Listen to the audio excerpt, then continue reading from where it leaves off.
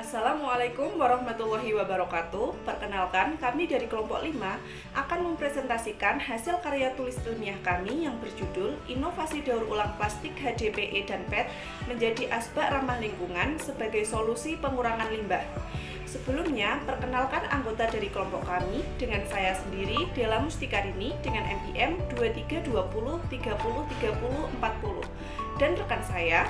Perkenalkan, nama saya Adinda Cahya Ramadhani dengan NPM 2320 30 30 48. Perkenalkan, nama saya Ruth Fiani dengan NPM 2320 Langsung saja pada permasalahan yang terjadi. Kabupaten Magelang meskipun dikenal sebagai daerah dengan udara sejuk dan nyaman, menghadapi masalah serius terkait pengelolaan sampah, khususnya di TPA Dusun Wayu Rejo, Desa Pasuruhan, Kecamatan Mertoyudan yang telah mengalami kelebihan kapasitas. Pengelolaan sampah anorganik yang belum optimal berpotensi merusak lingkungan. Meskipun pemerintah telah mengeluarkan Perda Nomor 2 Tahun 2020 untuk mendorong konsep reduce, reuse, dan recycle. Salah satu solusi yang dianggap efektif adalah daur ulang sampah plastik, termasuk HDPE yang banyak digunakan untuk kemasan. HDPE aman didaur ulang, tetapi minimnya kesadaran masyarakat dan fasilitas pengolahan menjadi kendala utama dalam pengurangan limbah plastik. Inovasi daur ulang seperti pembuatan asbak ramah lingkungan menjadi salah satu upaya untuk mengurangi dampak limbah plastik. Beberapa institusi besar di wilayah tersebut, seperti Pasar dan PT Taman Wisata Candi Borobudur, telah diarahkan untuk bekerja sama dengan TPS 3R guna mengurangi tekanan pada TPA, dan melalui kolaborasi yang baik, masalah anorganik diharapkan bisa diatasi secara berkelanjutan. Selanjutnya, identifikasi masalahnya. Yang pertama, pengelolaan sampah di TPA belum mampu mengatasi volume sampah yang meningkat sehingga akan menyebabkan overload. Kedua, kurangnya fasilitas pengolahan sampah terutama anorganik menyebabkan penumpukan tanpa adanya penanganan yang tepat. Ketiga, rendahnya kesadaran masyarakat dalam memilih sampah anorganik. Keempat, penumpukan sampah anorganik dapat mencemari tanah, air, udara, dan merusak estetika lingkungan. Dan yang terakhir, pemanfaatan TPS 3R, reduce, reuse, dan recycle bertujuan untuk mengelola sampah namun masih menghadapi kendala operasional. Selanjutnya, rumusan masalah. Yang pertama, bagaimana karakteristik bahan HDPE dibandingkan dengan PET dalam pembuatan asbak daur ulang? Yang kedua, bagaimana proses daur ulang sampah plastik HDPE menjadi asbak dibandingkan dengan PET? Dan apa kelebihan serta kekurangannya? Yang ketiga, apa dampak estetika dan kualitas produk akhir asbak daur ulang dari plastik HDPE dibandingkan dengan asbak dari plastik PET? Yang terakhir, apa saja tantangan yang dihadapi dalam proses daur ulang sampah plastik HDPE dan PET dalam pembuatan produk asbak? Selanjutnya, landasan teori. Sampah plastik menjadi masalah sebab plastik merupakan material yang tidak bisa terdekomposisi secara alami, sehingga pengelolaan sampah plastik dapat dilakukan secara alternatif melalui proses daur ulang. Sampah plastik menduduki peringkat ketiga dengan jumlah 3,6 ton per tahun atau 9% dari total produksi sampah. Sampah plastik merupakan jenis sampah yang dapat didaur ulang. Pemanfaatannya bisa sebagai campuran aspal, energi listrik, ataupun diolah kembali menjadi bahan baku plastik. Sampah plastik memiliki berbagai jenis yang dikategorikan berdasarkan komponen penyusunannya, seperti HDPE, LDPE, PET, PVC, PP, PS, dan lain-lain. HDPE adalah salah satu tipe dari jenis plastik yang biasa dipakai pada botol susu yang berwarna putih, wadah makanan, galon air minum, botol deterjen, botol lotion, kursi lipat, dan lain-lain. Plastik jenis HDPE merupakan salah satu bahan plastik yang aman untuk digunakan manusia. karena memiliki kemampuan untuk mencegah reaksi kimia antara kemasan plastik berbahan HDPE dengan makanan atau minuman yang dikemasnya dengan plastik. HDPE juga memiliki 3 sifat bahan yang lebih kuat, keras, buram, serta tahan terhadap suhu tinggi. Untuk jenis plastik HDPE umumnya pada bagian bawah kemasan botol plastik tertera logo daur ulang dengan angka 2 di tengahnya serta tulisan HDPE di bawah segitiga. Di sini saya akan membacakan mengenai variabel. Variabel yang pertama yaitu adalah variabel bebas. Variabel bebas yang kami gunakan di sini adalah jenis plastik. Plastik yang kami gunakan adalah plastik HDPE dan plastik PET. Yang kedua, variabel bebas yang kedua yaitu proses daur ulang plastik HDPE dan PET. Misalnya, metode atau teknik yang digunakan untuk mengubah plastik HDPE dan PET menjadi asbak. Kedua, ada variabel kontrol. Yang pertama itu kondisi lingkungan selama proses daur ulang, suhu, waktu, dan pemanasan. Variabel kontrol yang kedua ada ukuran dan bentuk cetakan asbak. Yang ketiga yaitu ada teknik pengolahan atau daur ulang yang konsisten, misalnya teknik pencairan atau pemanasan yang sama. Variabel yang ketiga yaitu variabel terikat. Variabel terikat adalah hasil produk berupa asbak ramah lingkungan, misalnya kualitas asbak, bentuk asbak, kekuatan, atau daya tahan dari proses daur ulang. Metode yang kami gunakan yaitu tahap pertama yaitu persiapan. Pada tahap ini dilakukan pengumpulan bahan dan alat yang dibutuhkan seperti plastik HDPE dan PET, cetakan asbak, minyak sebagai pelumas cetakan, pengaduk, serta korek api sebagai sumber panas. Persiapan yang matang diperlukan untuk memastikan proses daur ulang berjalan dengan baik. Pada tahap pemisahan, plastik HDPE dan PET dibersihkan berdasarkan jenisnya. Pemisahan ini penting agar dapat membandingkan perbedaan hasil dari kedua jenis plastik.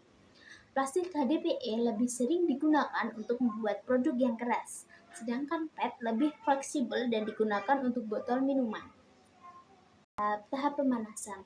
Potongan plastik HDPE dan PET kemudian dibakar dengan korek api di atas cetakan asbak.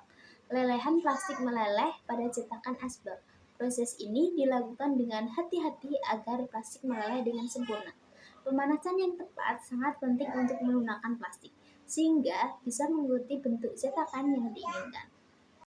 Kelima adalah tahap pencetakan. Plastik yang dicetak harus dipastikan merata di seluruh permukaan cetakan untuk mendapatkan bentuk asbak yang sempurna. Setelah pencetakan, asbak dibiarkan mendingin secara alami. Proses pendinginan ini diperlukan agar asbak dapat dikeluarkan dari cetakan dengan mudah tanpa merusak bentuknya. Pendinginan juga membantu plastik mengeras kembali sehingga asbak lebih kokoh dan siap untuk digunakan. Atau tahap terakhir yaitu finishing. Pada tahap akhir, asbak yang sudah dicetak diamplas agar permukaan lebih halus dan rapi.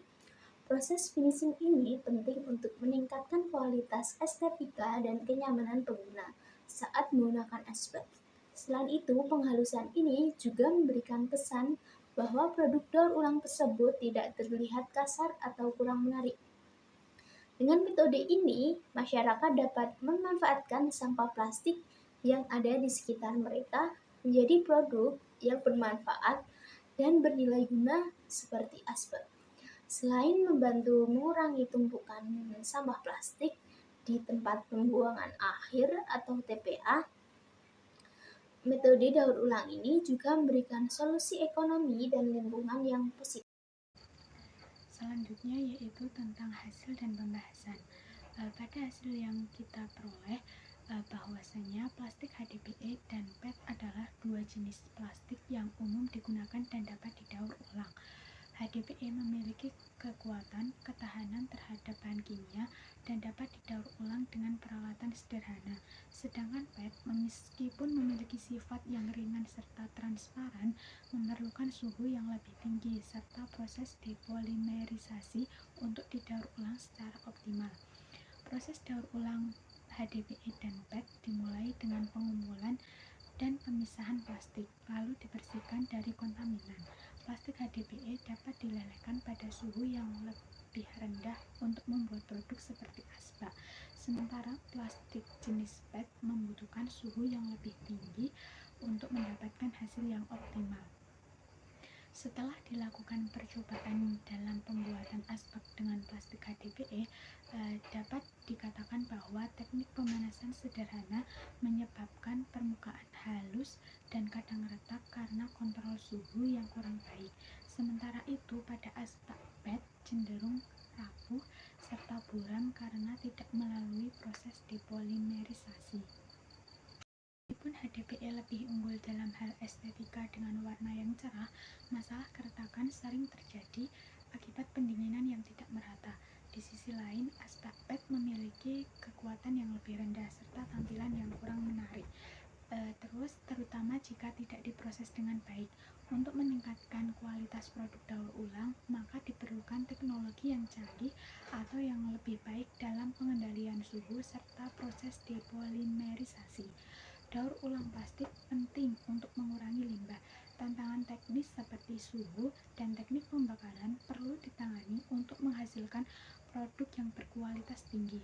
Jadi, proses daur ulang sederhana dengan alat terbatas juga masih bisa memberi kontribusi dalam pengurangan limbah plastik. Adapun kesimpulan dari pembahasan yang telah kami buat, yaitu plastik HDPE dan PET memiliki karakteristik unik yang mempengaruhi proses daur ulang serta hasil akhirnya.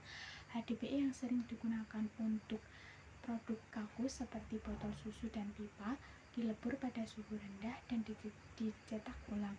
HDPE lebih tahan terhadap suhu rendah dan dapat dilelehkan dengan peralatan yang sederhana, sehingga menghasilkan asbak dengan tampilan yang lebih menarik.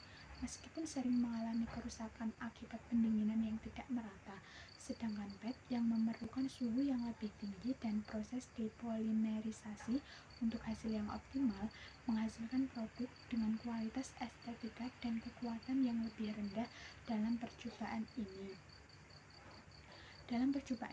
Karena keterbatasan suhu serta alat yang digunakan, meskipun teknik sederhana menggunakan korek api memungkinkan proses daur ulang plastik dilakukan di rumah, tantangan utamanya yaitu seperti pengendalian suhu serta waktu pemanasan tetap mempengaruhi kualitas produk akhir. Diperlukan inovasi dalam teknik pemanasan dan kontrol proses untuk meningkatkan hasil daur ulang dengan tujuan untuk mengurangi sampah plastik dan menciptakan produk yang lebih bermanfaat. Untuk lebih jelasnya terkait proses-proses atau cara pembuatan asbak sederhana dari plastik HDPE dan PET dapat dilihat dari video berikut.